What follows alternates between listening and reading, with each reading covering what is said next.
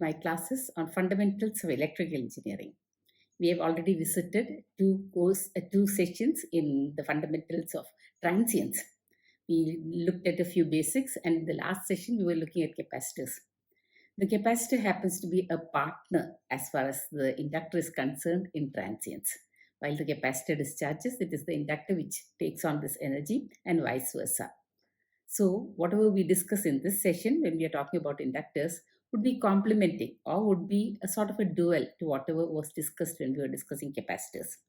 So let us look at some of the basics or some of the ideas that must be with you as you try to understand transients. I repeat, transients happen to be at the nerve center of whatever happens in electrical engineering. So it's very important to follow transients appropriately.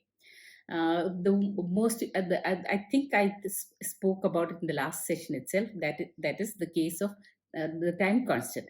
The time constant is associated only when we have one single energy storage device in the circuit.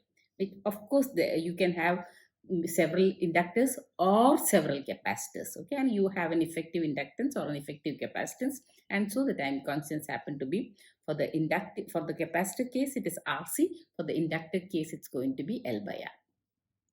Moreover, we realize that there are two possibilities for switching. It could be switching on a circuit such that switching on a power source such that the inductor gets charged to a particular current or the capacitor gets charged to a particular voltage. Another aspect that is possible is that the whatever charges is stored in the inductor or the capacitor discharges. So we have two types of exponentials describing the situation. One is, of course, the growing kind of exponential, which will have a coefficient multiplied by 1 minus e raised to minus t by tau. And what is going to be the coefficient? Coefficient is going to be the final value that a particular element has reached. If it is a capacitor, it is the final voltage that the capacitor acquires by virtue of filling it up with charges. On the other hand, it is the final current to which the electromagnetism inside the inductor builds up. So that's with respect to the final value. Okay, so at the same time, we also have what is called as an already stored V0 discharging. Okay, in that case, it is going to be given by V0 into e raised to minus t by tau, or when you're talking about the inductor, it's going to be I0 into e raised to minus t by tau. Or in other words, the transient happens to be a phenomenon which happens between two steady states. There is an initial condition, which is a steady state, and there is a final condition, which is also a steady state, and the transient bridges this gap. So most of the formulae given here are associated with that. But at the same time, another possibility that happens is that we also need to consider is that we might have both aspects occurring together. That is, both charging and discharging happening together. There is also a possibility when from one power source, the circuit is switched on to another power source. So whatever is already acquired needs to discharge, and whatever is already being put onto the circuit has to charge the element, the inductor or the capacitor. The resistor has no bearing on all these aspects, except for the fact that it gives rise to the expending of the energy that is made available. So, and the combination of charging and discharging as to whether it is going to be giving more voltage or whether it's going to reduce the voltage for a capacitor depends upon the directions of the applied voltage in the second case. For the current, it's again either the current goes to zero and perhaps then it reverses the direction, or it continues to flow in the same direction. So both these aspects are going to be discussed as we go through the few problems that we are having. And what is happening in the inductor is again portrayed here by virtue of waveforms. The discharging circuit or the decaying exponential, as was mentioned earlier, is given by ILT, where T happens to be the inductor current. Okay? T happens to be the process as time goes on is given by IL0, that is the initial value, multiplied by e raised to minus t by tau or e raised to minus r by lt. Okay. On the other hand, if it is if the source is charging the inductor, then it's given by IL infinity, where infinity is referring to the steady state given by IL infinity, and then we are having the whole thing multiplied by 1 minus e raised to minus t by tau. And then you are having both these aspects joining together to have the same current flow. Then we are having IL infinity plus IL infinity 0 minus IL infinity e raised to minus t by tau. Okay, there are other ways of talking about this as well. So let's look at a few problems. In the first problem, when we have a look at the circuit, we see that 10 volt DC source is now charging the inductor 0.5 Henry. Okay, and we also have another 30 volt as a sub-circuit within, and there is a switch, and there are two resistors, 4 ohms and 1 ohms. And the switch tells us that the switching is going to be such that it's going to the switch is going to open out. So earlier we would say that when the circuit was made, there was a different picture, and once the circuit is opened out, we have a different picture altogether. Okay, so let's see what is what. Okay, and what is asked. The circuit switch S is closed, is in the closed position for a very long time. So a steady state has been acquired. If the switch is opened at time equal to t equal to 0, then ILT in amperes for t greater than 0. So this is the transient that we are talking about. And of course, from the earlier steady state, we go on to a new steady state. So the phases of calculation happen to be the same thing. First, of course, we'll look at the initial or the first steady state. Okay, at that time, since the switch was bypassing the 30 volt source and the 4 ohm resistor, the 10 volt source charges the inductor directly, and finally the inductor opens out because it's a DC source. So what do we have? We are having 10 by 1 amperes flowing through the inductor, which has shorted out. So this is the initial steady state. And now we realize that this current now has to decay, okay, through the new circuit that is going to be available when the switch opens out. Once the switch opens out, two things have changed. One is that there is going to be another kind of current which is going to charge the inductor. Second is, of course, that the time constant has now arrived. Earlier there was no time constant. Now time constant has arrived because it's the transient period. Thereafter we'll have a steady state. So switching enables what is called as the creation of tau, and tau will be given by, again, short circuit the sources because they are both DC the voltage sources, and then look from the point of view of the inductor and see what is the resistance pattern. So what do we see there? Since the switch is opened, 1 ohm and 4 ohm come in series, also because the sources have shorted. So now 0.5 is the inductor which sees 5 ohms. Okay, so we see that tau as given by L by R is equal to 0.5 by 5 or 0.1 second. I suppose this is clear. Now we talk about, of course, now we are going to talk about the second transient. We have already discussed the first transient, wherein the 10 by 1, 10 ampere now needs to discharge. But at the same time, a new charging current also is made available. And what do we have there? We see that now 10 volt and 30 volt happen to come in series. Okay, if you look at the entire picture, you can see that in total we are going to have 40 volts. Okay, and the inductor is again going to short out. So what do we have? We have 5 ohms. Okay, so 40 divided by 5, that is 8 amps, is going to be the final current that is going to flow through the inductor of 0.5 Henry. Okay, so this is what is going to build up. Okay, so now we are having a pair of things happening. One is the charging, the other is the discharging.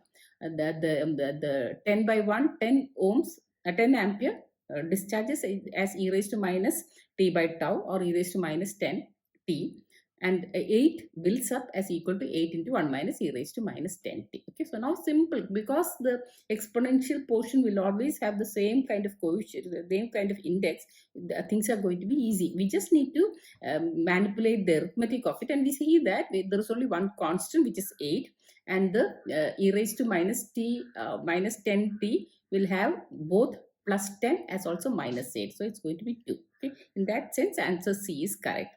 I hope this is very clear, because the succeeding problems will also have elements of the same thing. Okay, So let's look at the second problem. There are two questions here, and the common question and the common figure for both the questions has a 120-volt source. Okay, it looks like the switch will be on position number 1, and then it will move on to position number 2. Okay, and include the new resistance R. Let's see how it goes. Okay, and then we are having an inductor 10 Henry of a 10 Henry between two resistors of 20 ohms and 40 ohms. Okay, so this is the situation. And what is the problem? Tell us. A coil of inductance 10 Henry and 40 ohms is connected as shown in figure. After the switch S has been in connection with point 1 for a long time. Okay, as we guessed, it is moved to point number 2. Okay, if at t equal to 0 plus, the voltage across the coil is 120 volt, the value of resistance. Okay, we don't know the value of resistance R. That is asked, and the same time the value of resistance is obtained, then the time taken for 95% of the stored energy dissipated is closed. There are two parts to it, as was mentioned earlier, and the value of the resistance R is to be known. Okay, so the first thing, of course, as usual, we'll look at the first steady state. Okay, so what's the first steady state? The was 120 volt supply being impressed upon the circuit because the switch was in position 1 and the inductor had shorted out. So it was 40 ohms of the coil and 20 ohms outside of it, running a current equal to 120 divided by 60, that is 2 amps through it. Okay, so this 2 amps now will decay to 0 via the new circuitry, which is made applicable when the switch changes position from 1 to 2. Okay, so this is what we realize first. Second is, of course, the second part of the question, a part of the question where it says that the coil has 120 volts. So if the coil has 120 volts, the rest also will have 120 volts to compensate for that. That is between after the switching. Okay, so then now we'll have 20 plus R taking on the 2 amps and creating 120 volts, because the Kirchhoff's law has to be fulfilled. Okay, so if that is the case, then we can see that that the total resistance is now going to be equal to 60 ohms. Okay, of which 20 ohms is already there, so 40 ohms is going to be the resistor. That is R. Okay, so now it's very simple to find out tau, which is given by L by R. Okay, L is 10 Henry and R, that is the total resistance R effective is 40 plus 20, which is 100. Okay, so we see that 0.1 seconds happens to be tau. Okay, the next part of the question is to see whether we have how fast that is the time taken for the energy to dissipate to 95%. Okay, the time taken by the energy to dissipate to 63.7% of its original value is given by the time constant. Okay, so that will take care of only 63.7% of the energy. So we can just simply substitute for e raised to minus 10 t as t equal to the next one, which is 0.15. So we can see that e raised to 1.5 is the same as equal to 4.48 or near around 5. Okay, so it's very clear that of the percentage, 5% is retained after a time equivalent to 0.15 seconds or a little more than 0.1 seconds has elapsed. Okay, so this is how you can do this particular problem. Okay, this is just one method, but of course you can always take the I square RT value. Okay, with the new R, and then it will of course have an exponential component, and that can be squared. Okay, that is the current can be squared, then multiplied by R and then T, and then integrated between 0 to T, and then substitute and find out the value and equate that as equal to the total energy that which is equal to half Li square, of which only 5% remains. Okay, so that those things are 95% as expended. All these possibilities are there. Okay. Moving on to the third problem, but of course rough value is asked. That's the reason why this kind of methodology was explained. Okay, so let's go to the third problem. Herein we see that we are having 3 volts of source. There's a switch, okay, which is going to be switched on. Meanwhile, there is another 3 volt source on the other side, which had that inductor already there. S2 was closed. Looks like it was already closed. And then through the 2 ohm resistor and the shorted inductor, a current is flowing. Okay. And what is asked is that the circuit shown switch S2 has been closed for a long time. At time t equal to 0, S1 is closed. So both the switches are going to be closed in the second steady state. the first steady state only S2 is closed. Okay, so we see that as we saw earlier, 3 by 2, that is 1.5 amps, is the current flowing through the inductor, which has been shorted out. Okay, now that the switch gets closed, the configuration changes, and so the resistance seen by the inductor, which is now on both sides, that is 2 and 1 ohms, changes. Okay, so it is so since there are two current paths, there is one is because the sources, the voltage sources have been shorted, so we see that 1 and 2 in parallel gives you 2 by 3. Okay, so L by R is L is 1 by 2 by 3, 3 by 2 again 1.5. Okay, so 1.5 seconds happens to be the time constant. Okay, so now the second steady state, or the third phase, wherein first we have the first steady state, then we have the transient, and then we have the third steady state, wherein everything has been settled. Again, the inductor is a short, and so both the currents now flow into it. Okay, that is both the sources pump current into the short circuit, and one current is given by 3 by 1, the other is given by 3 by 2. Okay, so in total we are having 4.5 amps. Okay, and so the second steady state is 4.5. Okay, so what is asked is at t equal to 0, the rate of change of current through the inductor. So first and foremost, we need to know what is the pattern of the current. Okay, is there a build-up or is there a decaying? So all those things need to be taken together, and then its differential has to be taken. So as obviously there are two processes happening. One is of course the current that is already flowing as a result of the first phase now discharges through the variable circuit. Okay, so that's given by the current that is already there, which is equal to 3 by 2 or 1.5 into e raised to minus 5. The new circuitry forms the discharge path. So that's the reason why we use the same time constant. So it's going to be 1.5 into e raised to minus 2 by 3 t. Okay, because we saw that L by R is equal to 1.5. Okay, so our tau is equal to 1.5. Okay, so it's e raised to 1.5 into e raised to minus 2. Okay, and the direction is shown. Okay, what about the new current that is going to flow into it? They both the 3 volt sources pump the current in the same direction, so it's going to be an addition. Okay, there's going to be an addition of current, and the same is equal to 4.5 into e raised to 4.5, because both the currents flow into it. So 4.5 into 1 minus e raised to the same time constant minus t by tau. Okay, that tau is equal to 1.5.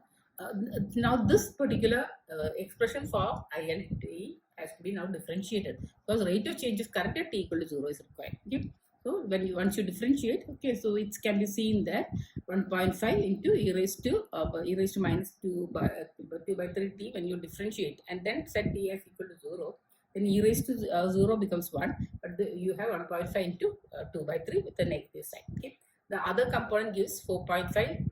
When you differentiate, it's equal to 0, but minus 4.5 e raised to minus 2 by 3, again it becomes plus 4.5 into 2 by 3. Okay, and e raised to minus 2 by 3 t becomes equal to 1. Okay, because t is equal to 0. Okay, so now when you put them together, you can see that the answer is equal to 2. Okay, so IL at t equal to 0 plus, that is immediately after switching, is what you mean by 0 plus once the two molecules join together. So we can see that's equal to 2 amps. Okay. Okay, so I suppose the three-phase way of understanding transients through an inductor or a capacitor is very clear to you. In fact, if you realize this, then it can be, the whole process can be more or less automated. Okay, or you can do it mechanically, which is not a good thing to do, but of course the concepts are very clear. If the concepts are very clear, then you don't make mistakes. Okay, so again we have a 10 ampere source here, and we have a switch which is going to be made, and it is going to short everything out. Okay, meanwhile earlier the switches should have been open, wherein we are having a 5 ohm and a 5 ohm together sharing the current. Okay, because the inductor would have been a short. Okay, so the earlier current would have been a 10 divided by 2. Why? Because both are 5 ohms. Okay, and they share the current, so it should have been 5 ampere. Okay, so the first transient is clear to us. The first steady state is clear to us. Then we might be having the transient, and finally once there's a short, the 10 ampere will definitely flow through the short and nothing else. Okay, so 10 ampere is going to be the current IT at steady state. IT is shown as somewhere in between. Okay, so let's see whether we've guessed right. Let's see. The switch in the circuit shown in the figure was open for a long time and is closed at t equal to 0. Okay, exactly as is shown in the diagram. The current IT in amperes at t equal to 0.5. So we have to set t equal to 0.5. Okay, so we are already seeing that the initial steady state is where 10 ampere divides into 2, that the 10 ampere from the source divides into 2. Why? Because the inductor is short, the switch has not yet been made. Okay, so we see that that's equal to 5, and this is now going to discharge. Okay, once the time constant is clear. Okay, so let's make the switch and find out the time constant. So where do we look from? We'll look from the inductor's point of view, and what do we see? We see a 5 ohm resistor and then a short. Okay, so the other 5 ohm is completely bypassed, so R is effective is equal to 5. Okay, L by R is equal to 2.5 by 5, which is equal to 0.5. Okay, or 1 by tau is equal to 2. Okay, so we see that this current that we already had, that is 5, will now will be discharging through the from the inductor through the circuit of only 5 ohms at the short circuit. So it's the same as equal to 5 into e raised to minus 2t, and the direction is opposite to it. Okay, the direction, because whatever be the correction, whatever had been the direction of the current in the inductor cannot change.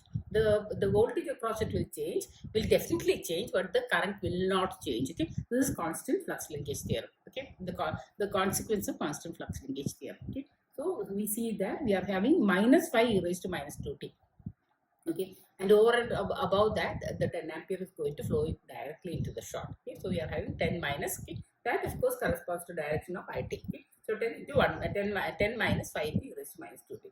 And then we need to find out what happens to the current at t equal to 0.5. Okay, so simply substitute for t equal to 0.5, and so we see that it's the same as equal to 10 minus 5 by e, because t is equal to 0.5. Okay, yeah, so with 10 by e, if you know the value of e, what is 1 by e, what is e square, etc., it's going to help you a lot. Okay, anyway, it is the same as equal to 10 minus 1.84, so it gives us an answer of 8.16 amps as the current flowing through the short. Okay, at 0.5 seconds. Okay, this is important because this short, the time duration for application of this short, if you're going to apply it with a particular plan, we need to know how much heat can be borne by that circuit, or whether it will burn away or not. Okay, so moving on to the fifth problem. Yeah, it looks it has too many resistors. 2 Henry, looking into the circuit, we'll see 32 and 32 in parallel, and thereafter connected to 8 ohms, and then another 8 ohms, and then there is a switch which is going to be opened out. Okay, and the switch actually connects 50 volts to 50 volts through the 6 ohms to this network we talked about. Okay, so that's very clear. So earlier 50 volt was applicable, but thereafter it is removed from the circuit. So we are going to have a discharging circuit. Okay, so what do we have here? The switch in the figure below was closed for a long time. Okay, so earlier what had happened was that the inductor had already shorted out 32 ohms and 32 ohms. Okay, because it is a short. Okay, it is opened at t equals 0. The current in inductor of 2 Henry for t greater than 0. So it's an expression. That's why they ask for t greater than 0. Okay, so what the expression will have exponentials. Okay, so what do we see here? We see that yeah. So let's start from the very beginning. That is when the switch was on and 50 volt was pouring current into the system. Okay, and but of course the inductor was short, so it had shorted out 32 and 32, so thereby bringing 8 and 8 in parallel. So we are having 4 ohms there, and this 4 ohms in series with 6 ohms tries to take draws a current as equal to 5 amps. Okay, because 6 4 4 10, 50 by 10 is equal to 5 amps. Now this 5 amps flows all the way through the 6 ohms, and then it splits between the 2 8 ohms. So we are having 2.5 and 2.5 as the two currents which are flowing through the 8 ohm which does not go through a short, the other 8 ohm which flows through a short. Okay, which is connected to a short, which is now the equivalent of what was the inductor. Okay. Now the switch opens out. Okay, so the switch opens out, and so what happens is that switching happens. Okay, and or transient happens. Okay, so and what do you mean by a transient? There's a time constant. Okay, there's only one single energy storage device kind of thing. So that's the inductor. So the inductor is looking back into the circuit and trying to find out what is the R effective value. Okay, so what does it see? It sees at the other end 8 and 8 being in series because the 50 volt circuit is removed altogether. And now 32 and 32, of course, very near to it, again paralleling to 16. So now 16 and 16 in parallel to each other gives you 8 ohms. Okay, so in this manner, just by looking at the problem, you can do. You need not write out many things. In fact, write out the least of the things. Okay, except if you have to do some differentiation, etc. You can you can look at the circuit and do. Okay, so now L by R. Okay, R is 8. Okay, so 2 by 8 is 1 by 4 or 0.25. Okay, or if you want it on the, if you are seeing it on the denominator, the numerator it becomes 4. Okay, so as simple as that. Okay, so now what do we have here? We have some results. Okay, so we have some results. So we see that 2.5 is the answer in A and C, and 2.5 is the current which is going to discharge, which we already saw. And then we are having the, so now the next step is also over. We're seeing that we are having L by R as equal to 0.25. Okay, so we see that the answer is the same as equal to 2.5 t raised to minus 40. Okay, or t divided by 0.25. Okay, so yeah, so that's all that's there. So I suppose the problem is clear, and and sometimes the third phase is not required. There is no the steady state is going to be 0. Okay, that's the reason why it decays to 0. Okay, so ultimately there will be no current because the entire current, the energy that is there in the inductor will be expended in the resistive networks that is connected across in such circuits. Okay? So moving on to the sixth problem. Yeah, it seems to have a 1.5 ampere source, and then it has 10 ohms and 10 ohms in parallel to it, and then there's a switch there which is going to be made, okay, at t equal to 0, and IT is going to be the current through the 10 ohm. Earlier it was almost always the inductor or the capacitor, and this and then it became a short circuit through which current flows, and now we are having a resistor which is going to carry current IT. Okay, and on the other end, at the extreme end or on the right end, we are having 10 ohms in series with the 50 millihenry capacitor, millihenry inductor. Okay, so this is the setup, and what is asked is in the circuit shown, the switch is open for a long time. Okay, so things had settled earlier, so it was open, or in other words, the 10 ohm resistor was carrying nothing. Okay, because it was not in the circuit. Okay, so we had only 10 ohms and 10 ohms sharing the 1.5 amps. Why? Because 50 millihenry was a short. That was a long time ago. Okay, and it's closed at t equal to 0. Okay, the current IT for t greater than 0. Okay, so again expression is required. So we are having different things. So let's see. So how do we? So this is a little elaborate, but at the same time, if you follow this particular problem, I normally tell my students, if this problem is fully internalized and understood properly, you can do any transients. Okay, so where do we start from? As usual, the earlier steady state, which is already spoken about, 1.5 amps is shared between the two existing 10 ohms. Okay, the other 10 ohm has not yet come on, so that's equal to 0.75. Okay, so this 0.75 decays to 0. Okay, after switching happens, and what is the direction taken? The direction taken is going to be opposite to IT, which is shown. Okay, so now switching happens. So two things have changed. One is, of course, now we are going to have another steady state. Okay, as a result of 1.5 amps now destined to flow through this 10 ohms as well as also the decaying of the decaying of the already set up current in the inductor of 50 millihenry. Okay? So let's look at the time constant first, as usual. Okay, so we look out the 1.5 ampere source is now opened because it's actually a part of the circuit, so but it is opened out because we are looking for the effective resistance. Okay, and then what does it see? It sees the first 10 ohms, okay, in series with the inductor, and thereafter it sees 10 ohms and 10 ohms in parallel. Okay, so that's 5. So 10 plus 5, 15 ohms. Okay, so R is equal to 15. R effective is equal to 15. So L by R is equal to 15 by 15. Okay, of course it is in milliseconds because the inductor is in millihenry. Okay, so L by R is 15 by 15 milliseconds, or it's equal to 1 milliseconds. Okay, now we are having a second steady state. Okay, which will have one component wherein this 1.5 amps, which was flowing, which is now this 1.5 amps, which is now established over all the three parallel 10 ohms, now will distribute amongst them as equally. Okay, so you will have 1.5 divided. Okay, finally, of course, this is the second steady state, which means that after the inductor is shorted out. Okay, so we are going to have 1.5 amps distributed equally amongst the three equal 10 ohm resistors, which is equal to 0.5. Okay, so 0.5 is going to build up. Okay, where in the inductor. Okay, so inductor is now doing two functionalities. One is, of course, it is discharging the energy. Second is, of course, discharging the current which was flowing through it, which was equal to 0.75.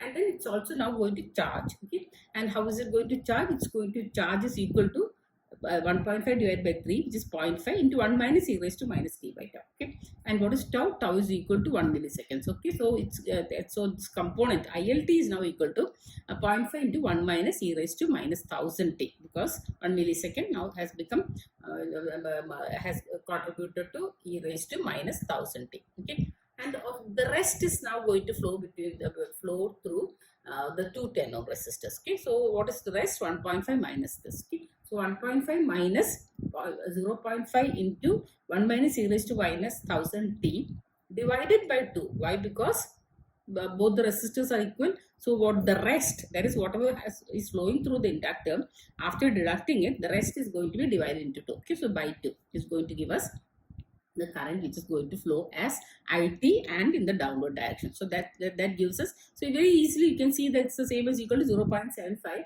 minus 0.25, everything divided by 2 into 1 minus e raised to minus 1000.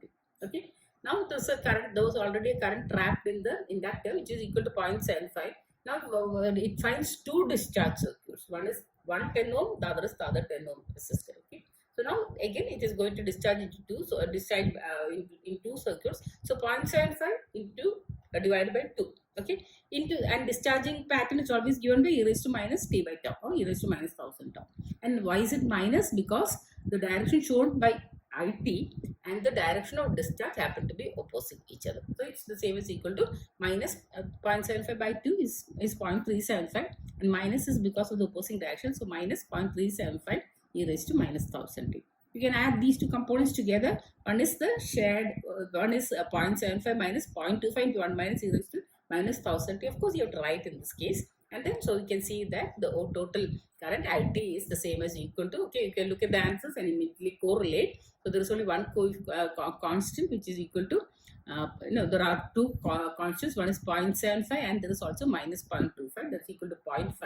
So there are two answers with 0.5, and then there is plus 0.25 t raised to minus 1000 t, as also minus minus 0.75 into e raised to minus 1000. Minus 0.375 into e raised to minus. Okay. So plus 0.25 and minus 0.375 gives us minus 0.125 e raised to minus 1000. Okay. Very beautiful problems. One of the most beautiful problems that I've seen. So in that sense, this is a problem which is rich in concepts, which will tell you almost everything that you need to know about how to solve that problems with inductors, a single inductor, okay, or a set of inductors, but only inductors, no capacitors. On the other hand, it might also give you an idea as to how to do capacitive problems, problems with capacitors, and though they are duals with respect to each other, that current flows and that voltage is established are two different phenomena which can sometimes not be compared. Okay? Anyway, I hope that this has been well understood and you will be able to do any problems of this kind. Okay, so this actually more or less concludes our discussion on the types of problems that we have been doing, except for this particular problem, which is a general phenomenon that occurs in our power system. Okay, in the power system, it is possible that it's, of course, as can be seen in the circuit, this is where voltage has been applied. A magnitude of 1 alone is given, so 1 per unit is good enough for us to understand. It's a sinusoidal voltage. But there's a possibility that this voltage has an inception angle at the point it is applied of the sinusoid wave. Okay, so this is associated with the timing of or the time of switching on of the circuit breaker. Okay, so let's call it as equal to, okay, that happens at t equal to t0 is what is shown here, and then we are having a resistor and inductor as is predominant in any transmission line. That is the inductive reactance as also the resistive impedance of the line. Okay. And so resistance is 5 ohms and inductance is 0.01 Henry. Okay, of course these values are inflated, but it will give us a very good idea as to what is happening. Okay, consider the circuit shown in figure. The frequency of the source is 50 hertz. Okay, just like our power system. Then a value of t0 which results in a transient free response. Okay, so there is a transient is what is actually spoken about here. Okay, there is a transient, but the transient can be addressed so long as you switch in at a particular time t0. Okay, which has a relation with respect to the applied voltage, which is 1 sine omega t. Okay, so this relationship is something that we have to remember all through our life, because it has a bearing on power system design of circuit breakers. It has a bearing on many aspects associated with power quality as a part of power system. It also has something to do with power electronics. Okay, when you are trying to switch in and switch off the thyristors, etc. Okay, so let's look at the current pattern here. We are having two components. One is the steady state version and another steady state component. The other is the transient component. Okay, this is also the same as equal to saying that any response or result or current flow or effect is the has two components. One is the zero state response, the other is the zero state response and zero input response. Zero input response is when the transient alone has a has some effect on the system. Okay, and here we are having the transient as given by Vm, of course the applied voltage, which is the maximum value, which is equal to 1 divided by root of r square plus omega L whole square, because that's the impedance of the circuit, into sine alpha is the inception angle, okay, minus tan inverse omega L by R, which is the power factor angle of the circuit, multiplied by e raised to minus t by tau. Okay, and tau is equal to L by R because we are having an inductive circuit. Okay, as it is, this is always going to be a system. The other is of course the steady state current, which we are not looking for at all, because we need to find out the time when this response is equal to 0. When can it happen? When sine value, of course, e raised to minus t by tau. Okay, it will at infinity or at very at a large time it will go to 0. Okay, but that's not we are going to look for. We are going to look for the time when sine component becomes equal to 0. That's the only way where the transient can be addressed. Okay, so it's very clear that alpha should be equal to tan inverse omega L by R. Okay, so omega L by R can be easily calculated because omega is 314 and L is 0.01 and 5 is the resistance part. Okay, so you can take out and you can take in tan inverse, and that gives you and that can be equated to omega t, because that's the angle, so it can be equated to omega t0. Okay, so it's so based on this you can find out t0 as equal to tan inverse omega 314 into 0.01 by divided by 5, that is omega L by R. Okay, this you have to find out in terms of radians. Okay, and then that radians, if you divide by 314, because 314 is a radian, you get t0 is equal to 1.78 milliseconds. I hope the general scheme of things has have been conveyed to you. The three-phase kind of solution, how tau has to be calculated, and what tau includes. That is, all the three ideas need to be there. That is, the sources need to be removed. That is, the current source is an open circuit and the voltage source is a short circuit. Then you have to look from the inductor, and then you can look back into the circuit where if there is a network of inductors, put them all together and have an effective value. And if there's a network of resistors, okay, see to it that the circuit configuration is clear and have an R effective. Okay, so L by R, L effective by R effective gives you the time constant for an inductive circuit. Similarly, the same kind of procedure you use for finding out the time constant of a circuit which has only one single energy storage device type, okay, which is the capacitor, and then the others are all resistors. Okay, so again RC will give you the time constant. Okay, so that's one thing. Second is of course the fact that we are having the transient as a go between two steady state situations. One is what was already happening, okay, and it had settled down. Second is what is going to happen and then again settle down. Okay, in between you are having two types of transients. One is a decaying effect, which is e raised to minus t by tau. The other is the build up, okay, which is 1 minus e raised to minus t by tau. Both have coefficients. One is of course how it was earlier, the other is how it's going to be later on. Okay, and then of course we also see that sometimes they happen together, as we've been seeing in these problems. Okay, when they happen together, the directions become very important. Okay, so if you just focus your interest in all these aspects, any transit, and the transit happens to be something that everyone needs to know if you are a part of any engineering. Okay, this is transient is a way of life, and transient sometimes gives rise to destabilizing the whole system. So it's very important to understand, and I hope that I have given you some insight into how transients affect the system, and how they can be computed or they can be analyzed, and then perhaps you can also give rise to solutions if they are destructive, or you can use transients effectively. Okay, thank you.